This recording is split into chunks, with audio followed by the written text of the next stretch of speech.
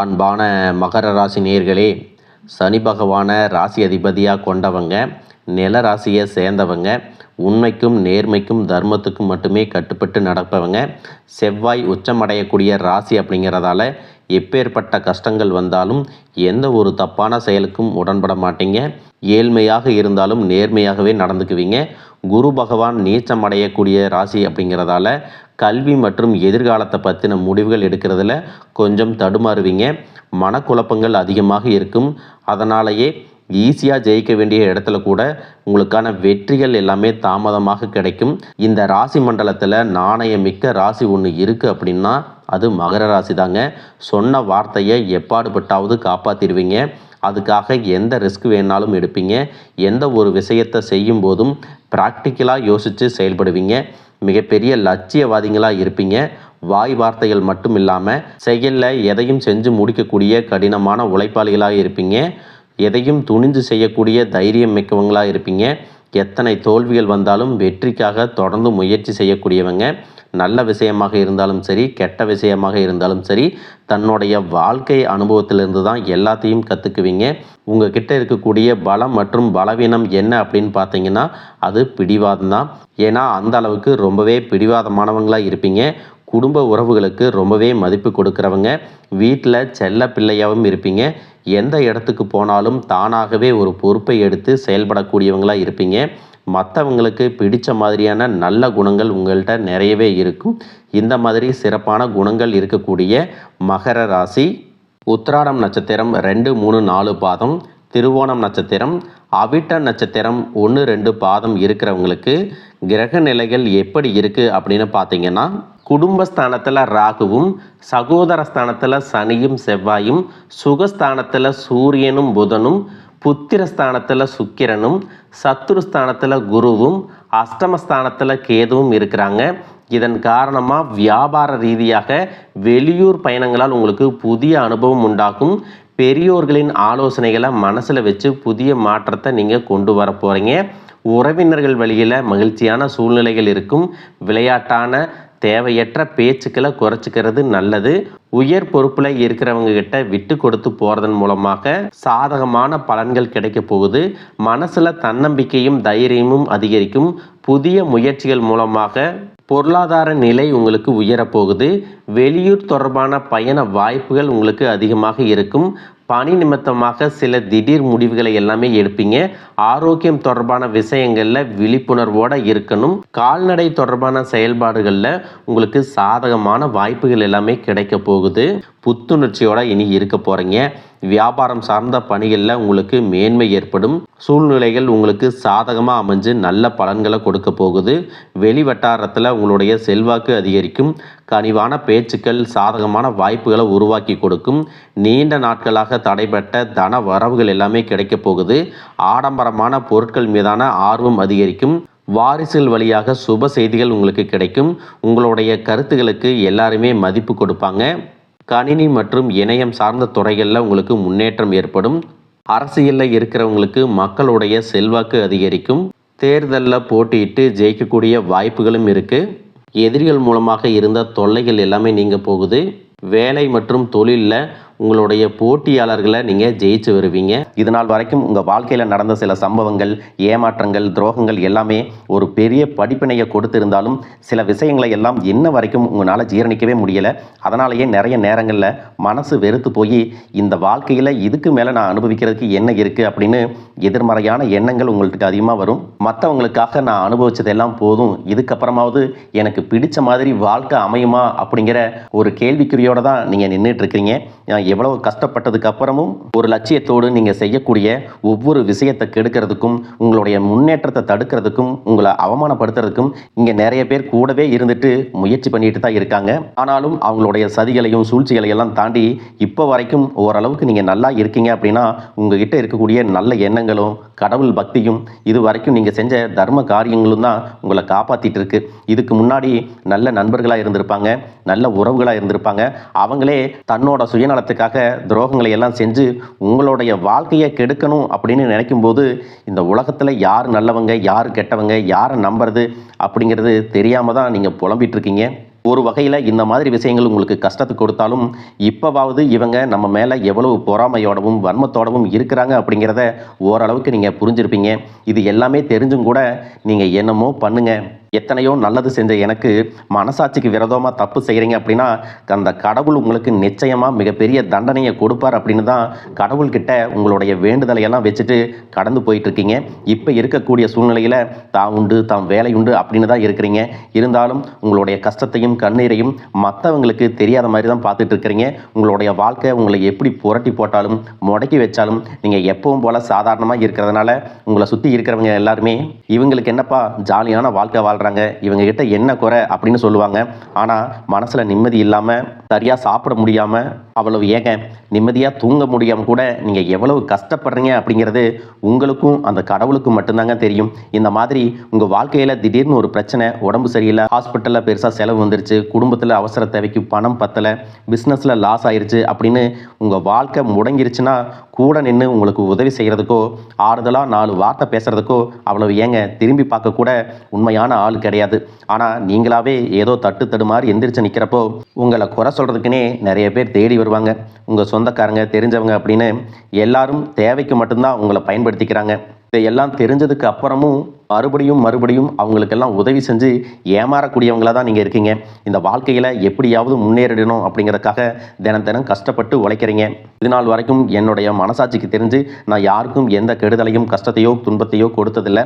எனக்கு மட்டும் ஏன் இந்த வாழ்க்கையில் இப்படி நடக்குது அப்படின்னு ஆதங்கப்படுறது உண்மைதாங்க. என்ன இருந்தாலும் உங்களுக்கு இவ்வளவு கஷ்டங்கள் ஆகாது.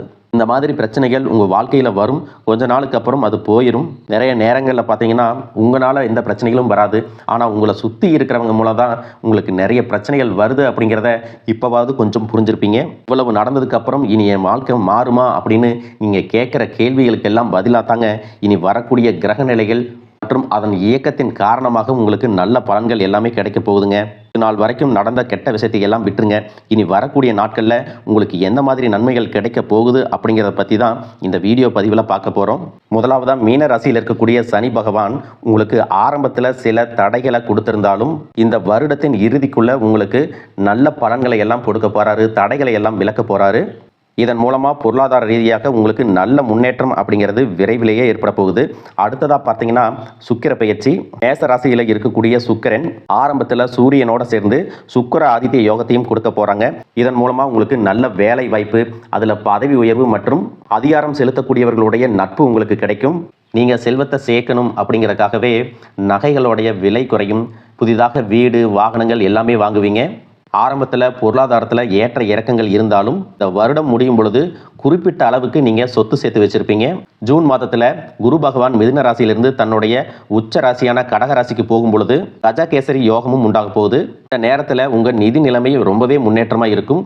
குழந்தை பாக்கியம் இல்லை அப்படின்னு கவலைப்பட்டு இருந்தவங்களுக்கு நிச்சயமாக குழந்தை பாக்கியம் உருவாகும். அவங்களுடைய உடல் நலனில் எவ்வளவு பிரச்சனைகள் இருந்தாலும் அதையெல்லாம் சரி செஞ்சு இந்த பாக்கியத்தை அடைய போகிறாங்க.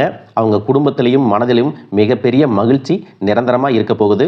படிக்கக்கூடிய மாணவர்களுக்கும் கல்வி ரொம்பவே சிறப்பாக இருக்க போகுது. அடுத்ததான் நவம்பர் மாதத்தில் ஏற்படக்கூடிய ராகு கேது பெயர்ச்சியில் குடும்பம் மற்றும் தொழிலில் திடீர் மாற்றங்களும் திருப்பங்களும் ஏற்பட போகுது. நீண்ட நாளாக நிறைய பேர் உடல்நலம் சார்ந்த பிரச்சனைகளில் முடங்கி கிடந்திருப்பாங்க, நடக்கிறதுக்கே ரொம்ப சிரமப்பட்டிருந்திருப்பாங்க. அந்த பிரச்சனை எல்லாமே முழுவதுமாக நிவர்த்தியாக போகுது.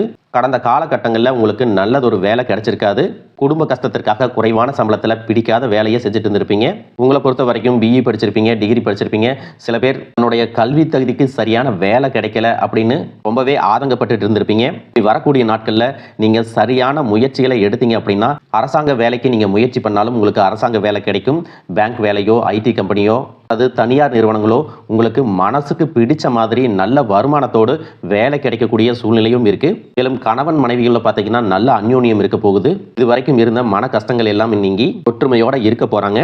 சொத்து மற்றும் பல பிரச்சனைகள் காரணமாக நீதிமன்றத்தில் ஏதாவது வழக்குகள் இருக்கு அப்படின்னா கூட அதுவெல்லாம் உங்களுக்கு சாதகமாக வரும். அதிலும் சொத்து விஷயத்துல சனி பகவானுடைய பார்வை உங்களுக்கு நேரடியாக இருக்கிறதுனால சில தடைகளை கடந்து வரும் பொழுது உங்களுக்கு அந்த சொத்தானது நிச்சயமாக கிடைக்கும். அரசியல்வாதிகளை பொறுத்த வரைக்கும் புதிய பதவிகள் எல்லாமே தானாக கிடைக்கும். கிடைக்கும். தேர்தலில் போட்டியிட்டு ஜெயிக்கக்கூடிய வாய்ப்புகளும் இருக்குது.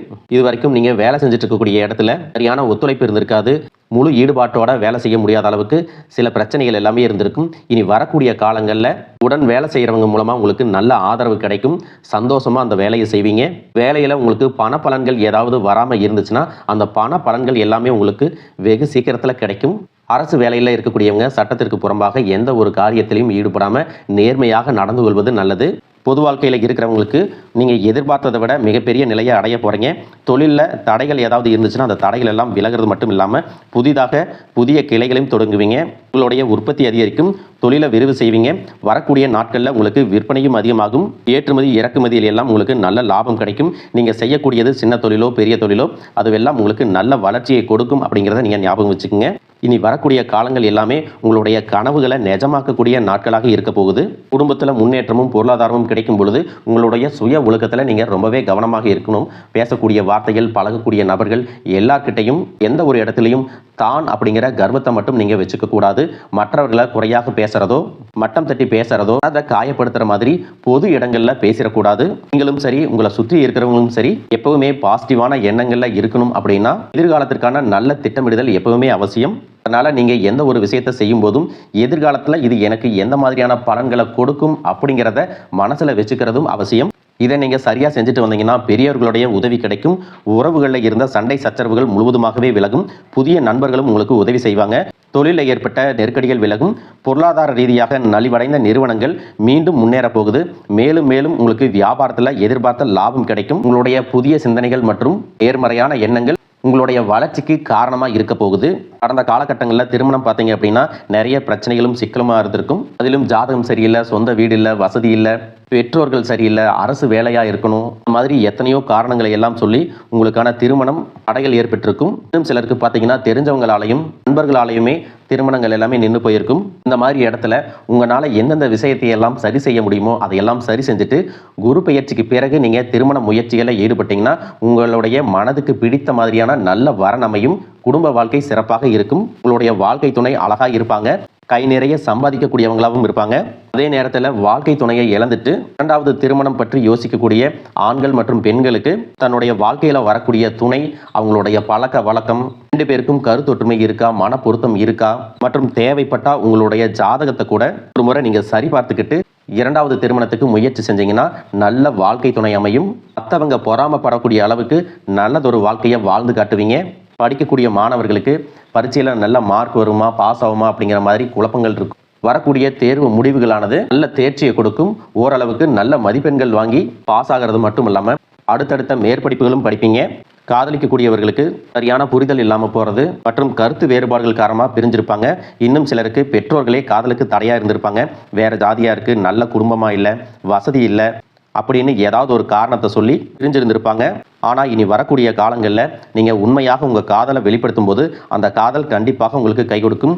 வீட்டில் சொல்லும் பொழுது பெற்றோர்களே உங்களுடைய காதல் திருமணத்தை நடத்தி வைப்பதற்கான வாய்ப்புகள் இருக்குது. சிலருக்கு பார்த்தீங்கன்னா சின்ன வயசுலேயே தன்னுடைய வாழ்க்கை துணை இழந்திருப்பாங்க. சிங்கிள் பேரண்டாக தன்னுடைய குழந்தைகளை கவனிச்சுட்டு இந்த வாழ்க்கையை வாழ்கிற மாதிரி இருந்திருக்கும். ஆரம்பத்தில் உங்களுக்கு இது போராட்ட காலமாக இருந்தாலும் தன்னம்பிக்கையோடவும் சுயமரியாதையோடவும் இந்த சமுதாயத்தில் வாழ்ந்து காட்டுவீங்க. இல்லை போலியான நபர்கள் உதவி செய்கிறேன் அப்படின்னு உங்களை ஏமாற்றக்கூடிய சூழ்நிலையும் இருக்குது. அப்படிப்பட்ட நபர்களை நீங்கள் சரியாக அடையாளம் கண்டுபிடிச்சு அந்த மாதிரி நபர்களை உங்களுடைய வாழ்க்கையில் என்றைக்குமே அனுமதிக்கக்கூடாது.